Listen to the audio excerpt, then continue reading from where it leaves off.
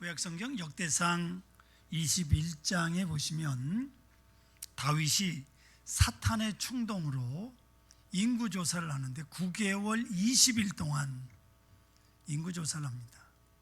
요압 장군이 극구 말렸지만 다윗이 고집을 꺾지 않아서 결국 요압이 군사를 이끌고 인구조사를 하게 됩니다. 그때 130만 명의 싸울 수 있는 군인을 인구조사로 찾아냈습니다.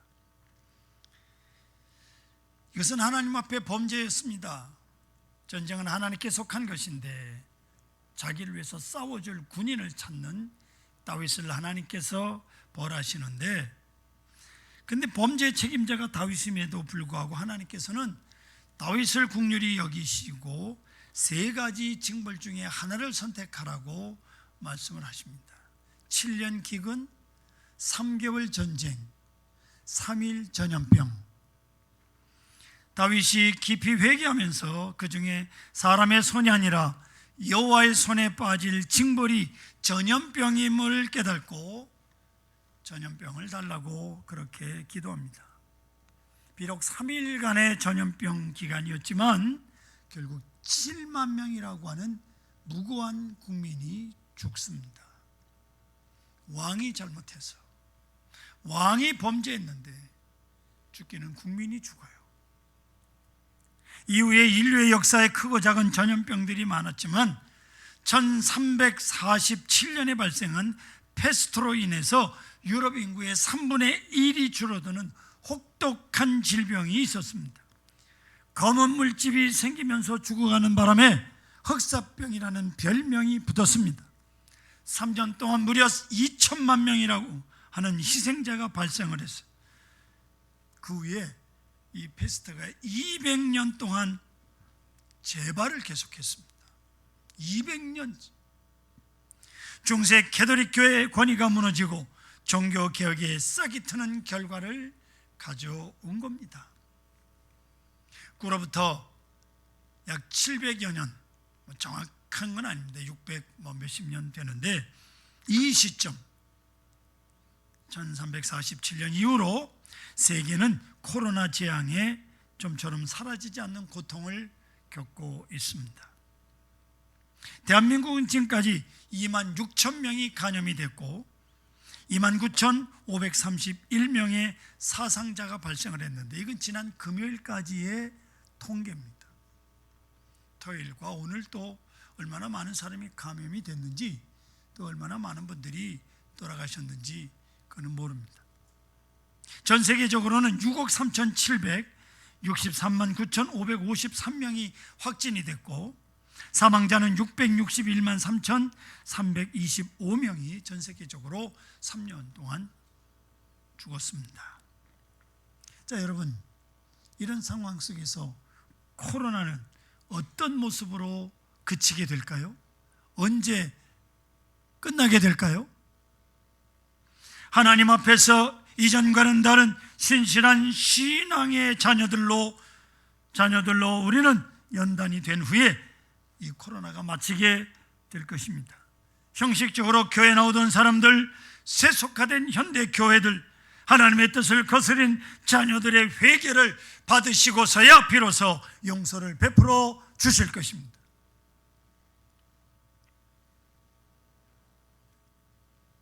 죄 짓고 겁나는 사람들이 코로나 무서워하다가 걸려요. 하나님 앞에 깨끗하게 당당하게 그렇게 사십시오. 감기인데 까이고 뭐 걸리면 약 먹으면 되는 거고. 이런 상황 속에서 우리는 올해 추수감사주의를 맞이하게 되었습니다. 예년처럼 형식적인 감사가 아니라 새 생명을 드리는 마음으로 주님께 나가야 합니다. 그리고 이런 환난 속에서도 알곡을 거두게 하신 하나님의 은혜에 전심으로 감사를 드리십시다. 그리고 이 질병 속에서 건강을 지켜주시고 사업을 유지하게 하시며 내 믿음과 교회를 지켜주신 하나님께 생명의 감사를 올려드려야 합니다. 지금까지는 곡식과 물질로 감사 예물을 드리셨다면 올해는 생명과 피와 헌신을 함께 드려야 할 것입니다. 저는 봄과 가을을 무척 좋아합니다. 특히 가을은 낙엽이 져서 나무들이 앙상해지고 그래서 삭막한 기분이 들기도 하지만 들과 산이 모두 충만해진 모습을 보면 참 만족스럽고 보기에도 아름답고 좋습니다. 가을 얼마나 풍요롭고 만족스러운 단어입니까? 산과 들, 논과 밭 할 것 없이 어디나 풍요로 가득 채워지고 있습니다. 그래서 가을은 모든 사람으로 하여금 인심이 풍부하고 인심이 좋게 만들어주는 그런 계절이에요. 그리고 이 가을은 또 무엇보다도 하나님의 손길을 체험할 수 있어서 참 좋습니다.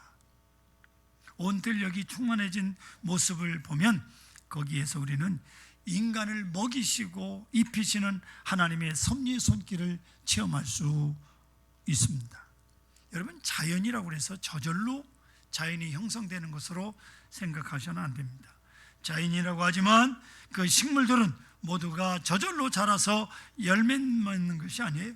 거기는 적당량의 비와 햇빛과 바람과 기온이 배합이 돼서 땅이 싹을 내고 키워서 저마다 고유한 열매를 맺게 되는 것입니다. 그렇기 때문에 모두 하나님의 섭리의 손길로 이루어지는 것이죠. 그렇기 때문에 여러분, 가을은 하나님의 섭리를 체험할 수 있는 계절인 동시에 모든 사람들에게 기쁨을 주고 풍성한 마음을 주고 충만하고 소망적인 계절이 바로 가을이옵시다. 자, 오늘 우리는 함께 말씀을 통해서 성경에 보시면 나무는 그 열매로서 알 수 있다, 이렇게 말씀하고 있습니다. 열매를 보면 그 나무의 실력을 알 수 있고요, 그 나무의 신실성을 말할 수 있고 그 나무의 품질을 알 수 있다는 거죠. 열매를 보면 그 나무가 어떤 나무인지를 쉽게 알 수 있습니다. 그래서 나무는 열매로서 그 나무의 값어치를 알 수가 있는 거예요. 평소에는 보잘것 없는 것처럼 보였던 나무도 가을이 되면 그 나무의 가치를 알게 됩니다. 또 평소에는 무성한 무화과 나무처럼 풍채도 있고 모양도 좋은 나무일지라도 가을이 되어 그 나무가 진정 좋은 나무인지 아닌지를 금방 알 수 있게 되는 거죠. 그래서 모든 나무는 가을에 가서 맺는 그 열매로서 그 값을 인정받는 겁니다. 그래서 가을은 사람들에게 여러 가지 교훈을 주는 계절이죠. 첫 번째 계절, 교훈, 첫 번째는 겸손한 자세입니다. 식물들은 열매가 익으면 모두 말없이 고개를 숙입니다. 이것은 약속이란 듯이 한결같습니다. 왜냐하면 열매가 익었기 때문에, 내실이 가득 찼기 때문에, 인위적이거나 사람들에게 보이기 위해서 고개를 숙이는 것이 아닙니다. 모든 식물들은 열매가 익으면 말없이 저절로 고개를 숙입니다. 이것이 식물이 인간에게 주는 교훈이에요. 하지만 식물이라고 해서 다 그런 게 아닙니다. 빈 껍데기는 그렇지 않습니다. 여물지 않은 열매들은 고개를 숙이지 않죠. 익은 열매들만 고개를 숙입니다. 성도 여러분, 벼들이 익은 황금 물결의 들판을 올해도 보셨습니까? 벼들이 여물어서 다소곳이 고개를 숙이고 서 있는 그 모습들을 보면 얼마나 아름다운지 모릅니다. 마음이 넉넉해집니다. 벼들이 잘 익어서 내실이 가득 차 있으면 한결같이 고개를 다소곳이 숙이고 있습니다. 이런 벼들은 바람이 불어도 그렇게 요란하게 흔들리질 않아요. 요동하지 않습니다. 그만큼 스스로 무게를 지니고 있기 때문이죠. 그런데 벼들과 함께 자라는 피라고 하는 풀이 있습니다. 그 피는 모양도 볼품없이 생겼지만 열매도 보잘것 없고요, 벼보다 쑥 자라 올라와 있습니다. 그렇기 때문에 그 피는요, 고개를 숙일 줄 모릅니다. 뻣뻣하게 고개를 쳐들고 서서 바람이 조금만 불어도 사정없이 흔들리죠. 왜 그래요? 무게가 없어서 그렇습니다. 익고 여물고 할 것이 없기 때문에, 값이 없습니다. 그래서 농부들은 필은 미련 없이 뽑아서 밖으로 내팽개쳐 버립니다. 찔레나무에서 무화과를 딸 수가 없습니다. 못된 나무에서 좋은 열매가 맺히는 법이 없다고 말씀합니다. 나무는 열매를 보아서 그 나무의 진가를 알 수 있습니다. 이것이 가을이 주는 은혜요, 가을이 주는 감사의 마음입니다. 두 번째로 가을은 완숙한 맛과 향기를 우리에게 줍니다. 열매가 익으면 먼저 냄새가 다릅니다. 우리 교회 뒤쪽에 모가나무가 두 그루 있어요. 작년에는 시원찮더니 올해 아주 많이 열렸습니다. 그런데 서울이라서 그런가요? 코를 갖다 대야 겨우 무슨 모가 냄새가 납니다. 나무 곁에 가서 암만 코를 대고 냄새가 나나, 그런데 안 나요. 따서 코에다 갖다 대니까 겨우 냄새가 납니다. 그 냄새는 아주 신선한 향기죠. 인위적이거나 만들어진 그런 냄새가 아닙니다. 아주 잘 익은 열매는 완숙하게 익어서 천연의 향기를 내뿜습니다. 사람이든 식물이든 익는다고 하는 것은 냄새로 알 수 있습니다. 포도가 익은 포도밭에 가면 향기가 아주 달라요. 참 좋습니다. 과일나무들 그렇잖아요. 열매들이 말없이 매달려 있지만 그 열매들은 아주 극한 냄새를 풍기고 향기를 풍겨냅니다. 그 냄새는 자연이 만들어진 창조 때부터 풍겨주었던 오염되지 않고 첨가되지 않은 천연의 향기. 가을은 우리에게 그런 맛을 줍니다.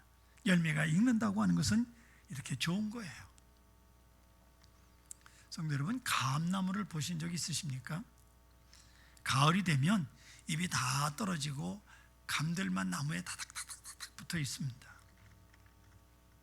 가끔 지방을 내려가면 차도 옆이 아니라 차에서 보면 저 멀리 나무들이, 감나무가 몇 개 있는데 주렁주렁 달려 있어요.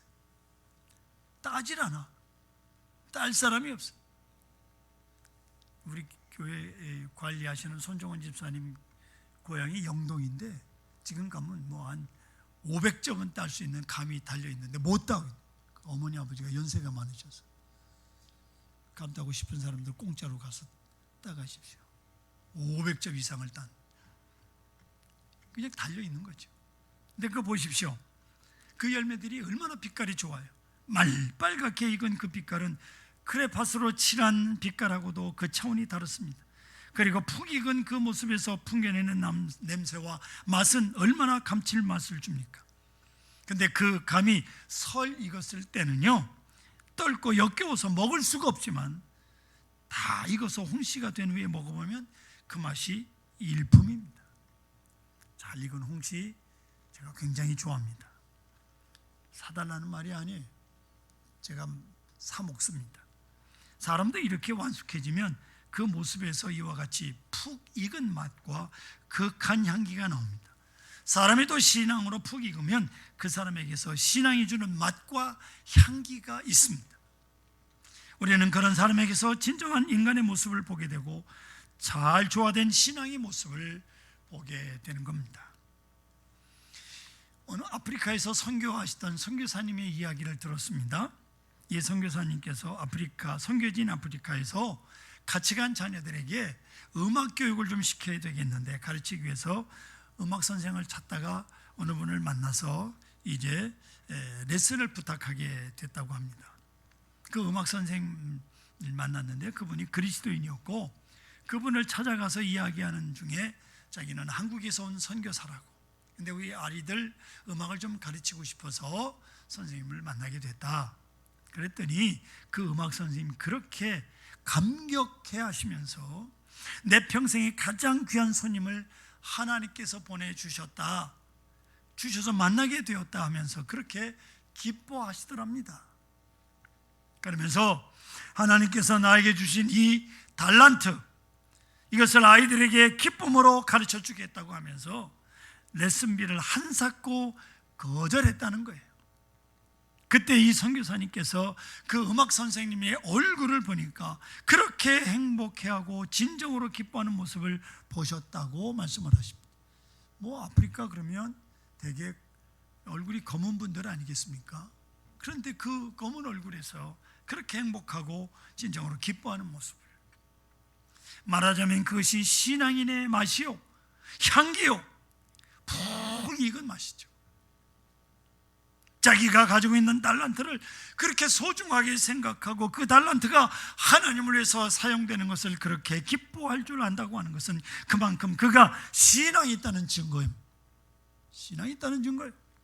그리고 그 일을 그렇게 즐거워할 줄 안다고 하는 것은 그만큼 사람이 향기롭다는 말이 옳시다.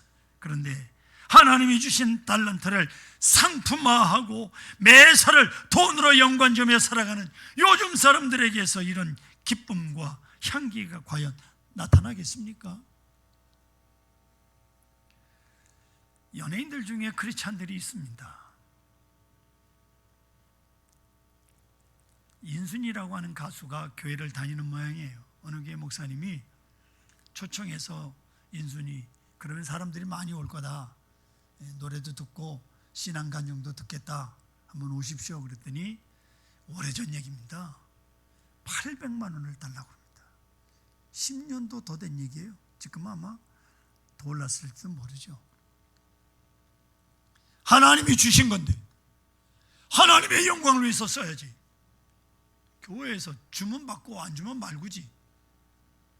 아니 800만 원? 그 돈 있으면 선교지에 보내지. 그건 뭐. 예? 여러분 보십시오. 성경은 분명히 말합니다. 사람이나 식물이나 그 열매로서 그 나무를 알 수 있다고 말씀합니다. 열매는 그 사람의 인격을 말해주고 그 사람의 실력을 말해주는 거예요. 가을은 우리에게 이런 교훈을 줍니다. 그렇기 때문에 우리는 오늘의 나의 나됨이 하나님의 은혜임을 알고 감사해야 합니다. 할렐루야. 말 없는 식물들이 맺는 열매도 이와 같이 아름다운 모습으로 인간에게 보여주고 있는데,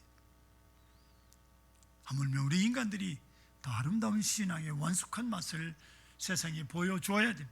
세 번째로, 이렇게 잘 익은 열매들은 추수를 기다린다는 겁니다. 모든 열매들의 가장 큰 보람은 추수예요. 잘 익은 열매는 누가 거두어 주기를 기다립니다. 누가 따서 맛있게 먹어주기를 바랍니다. 추수 때는 모든 열매들이 실력을 인정받을 때입니다. 그리고 알곡과 가라지가 구별되는 때입니다. 이것이 열매가 지니는 가장 큰 보람이, 열매는 이 추수 때를 위하여 그렇게 수고하고 햇빛을 머금으며 그 익은 향기를 품어내는 것이 옳시다. 이것은 사람도 마찬가지. 사람도 성숙하게 되면 보람이라고 하는 것을 위해서 살아가게 됩니다. 사람이요, 미성숙할 때, 어렸을 땐 얻어먹고 밥을 받을 때 기뻐하고 즐거워하지만요, 철이 들면 성숙해지면 주는 데서 기쁨을 얻고 나누는 데서 보람을 느끼며 살아가는 거예요. 그게 성숙한 인간이 보여줘야 될 모습이잖아요. 그래서 사람들은 아까운 물질을 아까워하지 않고 베풀기도 하고 나누기도 하면서 살아가는 거예요. 사람들은 그때 보람을 느끼고 기쁨을 느끼는 겁니다. 근데 사람은요, 다 그런 게 아니에요. 어떤 사람들은요, 소유함으로 기쁨을 느끼는 사람이 있어요. 그냥 긁어 모으기만 해. 베풀 줄 모르고. 가짐으로써 행복해하는 사람이 있어요. 예, 그러다 죽으면 그냥 다른 사람이 호강하는 거예요.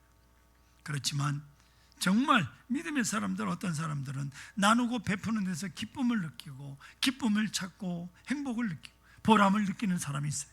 진정한 기쁨은 여기에서 주어지는 거예요. 그러니까 식물이든 사람이든 성숙하다는 것은 이렇게 아름다운 거예요. 나누는 데서. 괴테라고 하는 사람의 시 가운데 이런 시가 있습니다. 안진뱅이 꽃의 노래라는 제목의 시입니다. 여러분 가지고 있는 핸드폰에서 안진뱅이 꽃의 노래라고 치면 다 그 시가 나옵니다. 몇 절만 소개합니다. 아, 처녀가 오네. 그러나 안진뱅이 꽃은 보지도 않네. 무심히 처녀는 밟아버렸네. 가련한 안진뱅이 꽃은 숨이 끊어져 죽었건만 안진뱅이 꽃은 기뻐했네. 이대로 죽더라도 그 이에 발길 아래 죽은 거예요. 들에 조그만 안진뱅이 꽃이 피었는데요, 이 꽃이 어느 날 순박한 시골 처녀 발에 밟혀서 죽었다고요. 그런데 이 안진뱅이 꽃은 조금도 서러워하지 않는 거예요. 왜냐하면 추잡한 사내 녀석의 손에 무참하게 꺾이지 않고 청순한 시골 처녀의 발에 짓밟혔기 때문에 꽃으로서 태어난 보람이 있다는 겁니다. 죽을지라도 억울해하지 않고, 꺾일지라도 슬퍼하지 않고, 밟혔을지라도 아파하지 않고 오히려 행복해하고 기뻐할 수 있는 것은 거기에 보람이라고 하는 정신적인 가치를 가지고 있기 때문입니다. 이것이 사람으로 하여금 사람답게 살아가게 해주는 뜻이요, 생각이요, 정신이요, 의미인 것입니다. 사람은 이 같은 정신적 가치 때문에 살아가는 존재. 할렐루야. 세상 것 가지고 연연해하지 마십시오. 다 익어서 고개를 숙인 모든 곡식들은 한결같이 주인이 와서 추수해 주기를 고대하고 있습니다. 다 익은 자신들을 거둬주기를 기대합니다. 이것이 식물이 그토록 끊임없이 물을 먹고 햇빛을 받아가며 자신을 익게 하고 성숙시킨 목적이잖아요. 그래서 가을은 인간 세상에 소중한 교훈을 주는 계절인 겁니다. 아마 농부들에게 있어서 기쁨 가운데 가장 큰 기쁨은 이렇게 거두는 기쁨일 것입니다. 가을에 가서 거두는 그 기쁨 때문에 그토록 어려운 일들을 마다하지 않고 땀을 흘리며 고생을 하는 거죠. 일을 하는 겁니다. 오늘 내가 심은 것이 가을에 가서 어떤 모습으로 열매를 맺게 될까? 어떤 열매를 거두게 될까? 어떤 기쁨이 있을까? 그렇잖아요. 그걸 기대하면서 오늘 심고 가꾸는 농부의 마음이 얼마나 선하고 아름답습니까, 여러분? 농부들이요, 그렇게 열심히 심고 땀을 흘려 가꾸면 하늘에서는 가을에 가서 농부들의 수고한만큼 어김없이 보상을 해 주는 것입니다. 아멘. 반드시 보상이 있어요. 그래서 가을은 결실한 식물들이 기뻐하는 계절이고, 또한 심고 가꾼 농부들에게 정직하게 보상해주고 심은 만큼 결실을 안겨주는 보상의 계절이라 그 말. 그래서 사자성어에 보시면 종두득두라고 말을 했는데, 이 말은 콩 심은데 콩이 난다, 그런 뜻이에요.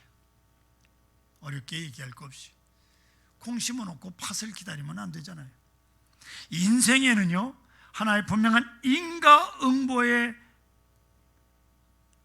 혹은 인과보응의 법칙이 지배하고 있습니다. 원인에는 반드시 결과가 있어요. 노력의 씨를 뿌리면 반드시 행복의 열매가 맺죠. 수고의 씨를 뿌리면 반드시 기쁨의 열매가 맺히도록 되어 있습니다. 믿으시면 아멘. 여러분, 수고의 씨를 뿌리면 반드시 기쁨의 열매가 맺히도록 되어 있다고. 그렇지만 사람이 나태해서 나태의 씨를 뿌리면 반드시 실패 열매를 맺히게 되는 거예요. 실패한 데는 원인이 있다고요. 나태해서 그래. 여러분, 밥 안 먹고 배부를 수 있어요? 먹은 것도 없는데 살쪘다고 천만의 말씀이에요. 만만의 콩떡이. 어디 그런 말을 해. 먹으니까 살이 찌지. 예? 공부 안 한 놈이 성적 오를 수가 있어요? 말도 안 되는 거예요.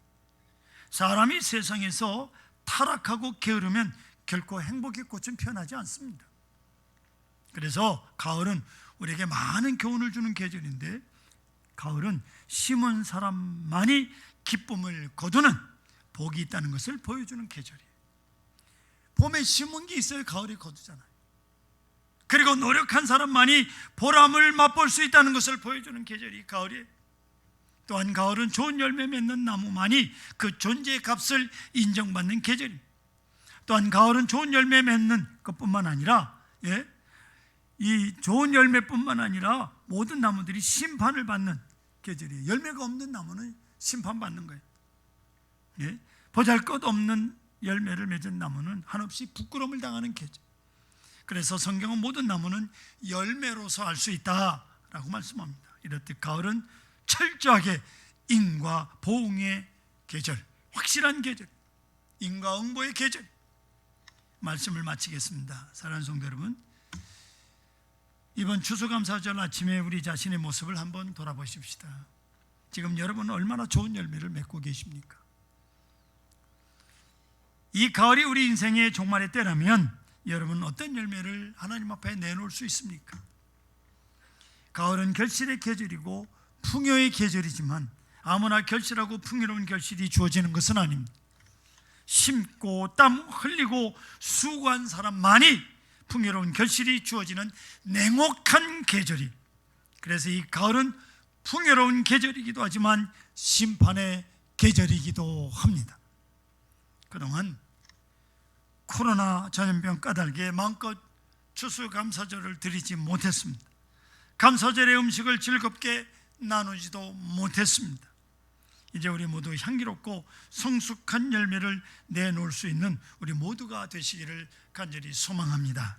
그리고 이 풍성한 계절과 함께 좋은 열매로서 하나님께 영광을 돌리시기를 주의 이름으로 축원합니다.